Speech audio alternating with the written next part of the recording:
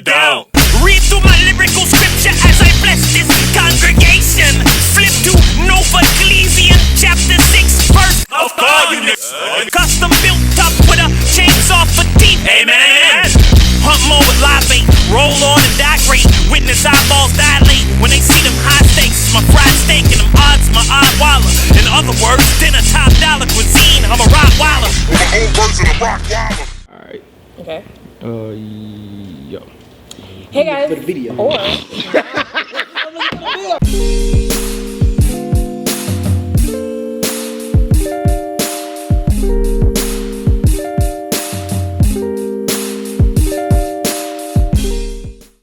Hey guys, welcome back and thanks for joining us for another episode of Ask DEHH. I'm your host Sophie and we're here with the crew Ken. What's up? And we have FIFA, Mike, and B. Putting up gang signs? Is that what? Did you see the photo? I was about to say, what the fuck, huh? When he like this and shit. Did you see that? Somebody took a screenshot. Somebody took a screenshot of that shit. How was you guys this week? Week was straight. Yep. Week was straight. My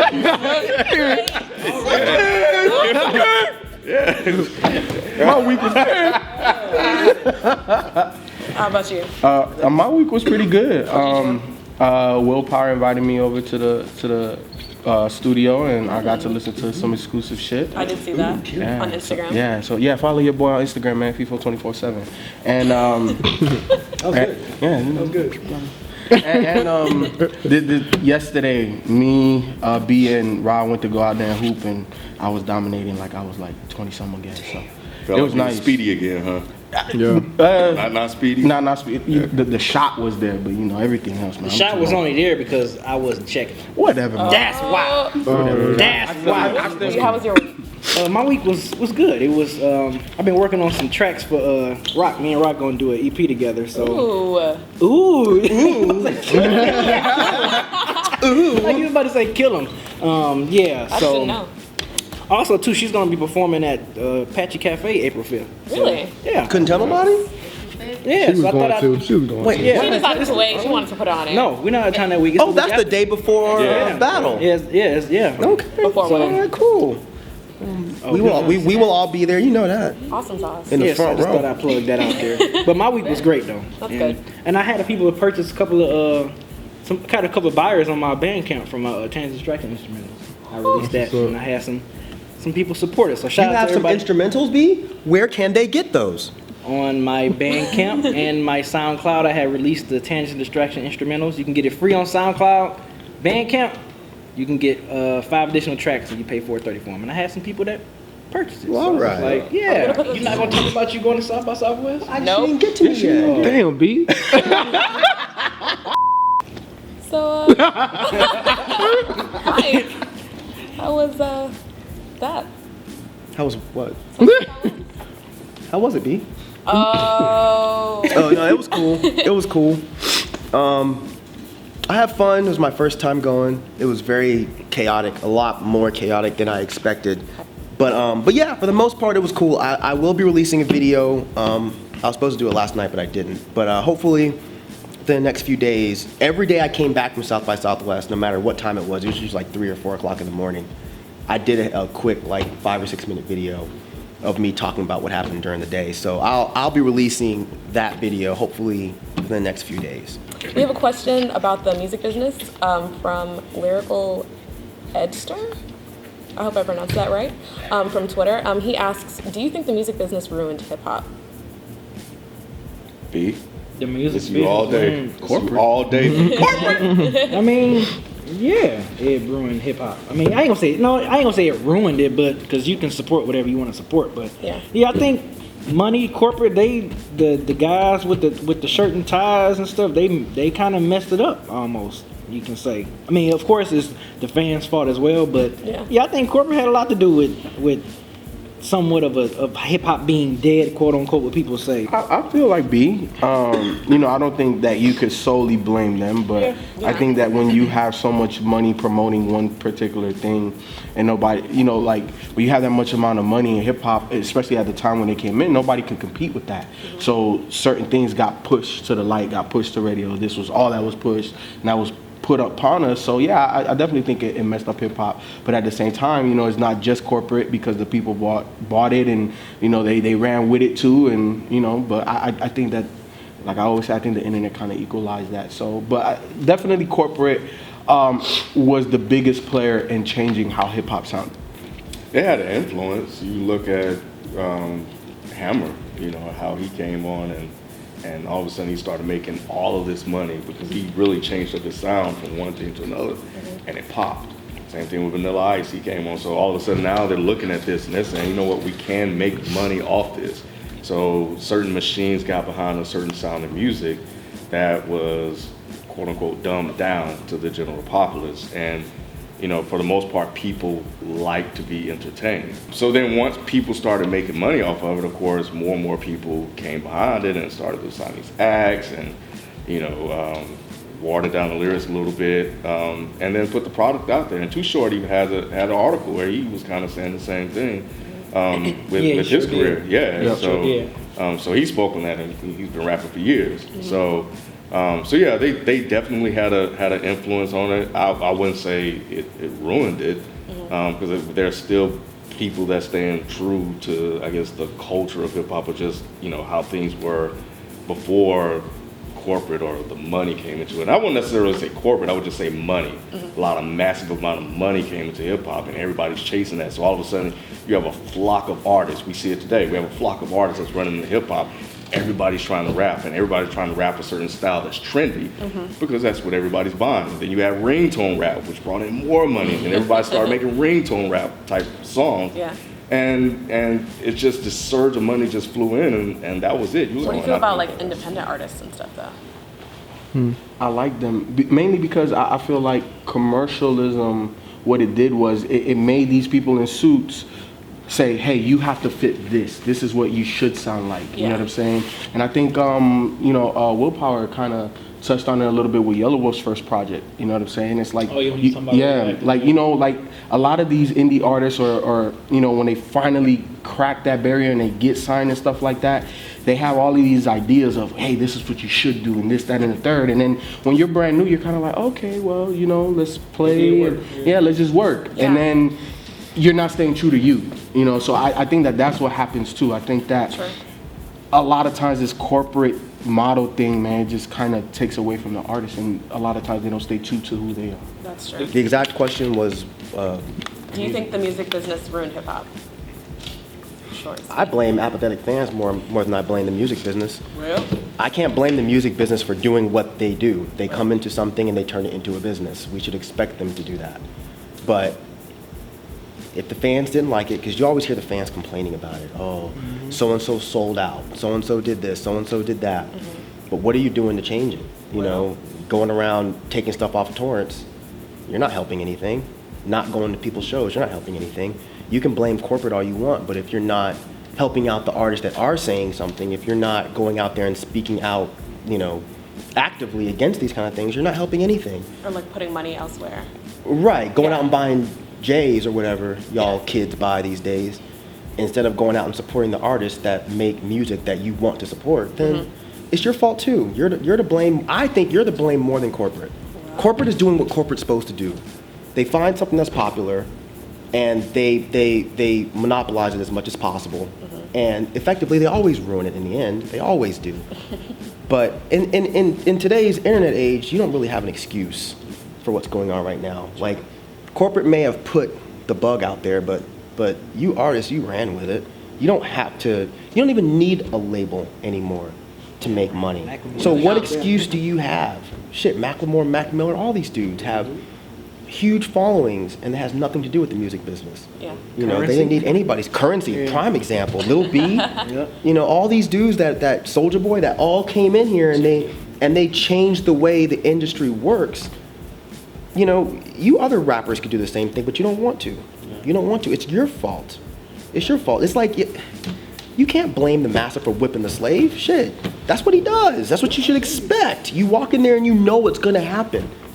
So why is anybody surprised that the music industry took hip hop and made it about money? Yeah, you know, but I also think that, you now you're starting to see even artists that signed to major labels like Def Jam. Because Def Jam, you know, primarily, they were cool, and then they started signing people and trying to change them, and now I feel like they're getting back to just signing, and you do you, because this is your fan base, and you need to make your music, right? So like when you look at somebody like Big Crit said it on the week of Crit in a little EP, where he's like, you know, I'm one of the hardest niggas in the South, and I've only been on one major cover.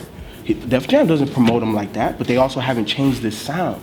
Big Crit has been Big Crit from day one. You know what I'm saying? Those two things going hand in hand, though. What? They're not promoting it because he's not giving them the music Right, that giving they them what feel they is worth promoting. And I feel you, but It's not that they're cool again. Like they're just like, No, oh, no, Big no, Crit, no, do no. your thing. No, they're just like, well, No. you're not giving us what is going to make us money. But Crit's making money for himself too. Exactly. And Crit's smart. He's using yeah. Def Jam for what he should be using. Exactly. You know what I'm saying? Just like Logic too. He signed to Def Jam. You know what I'm saying? And I don't know. With Vince Staples signed to Def Jam. So it's just with the rash of people that I see them signing, and I haven't necessarily yet heard them change their sound. You know, it's still early, but I just think that we're transitioning to a different era. I think we're getting closer to what it was. I don't know if these labels are still trying to change, you know, a lot of these people. It's no excuse in 2014 for artists to seek signing to a major label, because like Mike said, you have avenues and channels you didn't have back in the day. You know, back in the day you needed labels that had radio. distribution, you needed radio play. Now the playing field is a little bit more even, and you can touch those individual fans in ways that, you know, you couldn't back in the day, because you know, you have the internet, you have blogs, and you have people that's just putting your stuff So out. people careers are coming off of mixtapes nowadays. Where now, you know, before your mixtape was just more like, oh, this is how you sound. It was a demo. It was a more like demo. Like but now artists' careers is off of Currency is a prime example. His career is pretty much off of mixtapes, just mixtapes. And what he released, like what, one album, two album, or two official albums? Three on a major, which sounded different. But then how many mixtapes he got though? He probably got like 55 mixtapes out or whatever, just off his fan base. So I'm just He's another one that's smart. Yeah. Feed your Right. people. That's all you got to do. You don't need to change this. That's why I think this whole blaming corporate thing is just old. It's an old excuse. Like rappers, you cannot keep blaming everything on corporate, and fans, you're even worse. Well. You cannot keep blaming everything on corporate when your asses don't buy your favorite artist's music. You just probably, can't. yeah, You can call me probably old now, all you but want, but come on, I man. think starting like in that late '90s, you can kind of start saying like, damn, corporate, this shit kind of they putting too much money and foot in the damn business. I get what you're saying. Now it's probably not an excuse because you got the internet, but I think just like from that mid to late '90s, it was like you started seeing a change. I don't know. Everything revolves around how lazy the fans are. Like you talking about the mid to late '90s. I mean, that was kind of the birth, I think, of the lazy fan. Like when we were kids, we spent a large majority of our time flipping through CDs and cassettes at the record store. Nobody wants to do that anymore. They want everything just easily handed to them. And I mean, I understand it. It's a lot easier than having to get in your car and drive to Turtles or to Blockbuster and go look through shit. But when you have that type of mentality, you know, where you want everything spoon-fed to you, then you can't really complain about what you get because you're not looking for anything else. You know what though? I think what FIFA was saying was like, isn't it that corporations go after things that have a lot of influence or potentially can make a lot of money? Like they're only going to go after people who have a big influence and can make a lot of money off of. So I feel like with like blogs and stuff like that, like that's why they seek big blogs to, you know, capitalize off of that.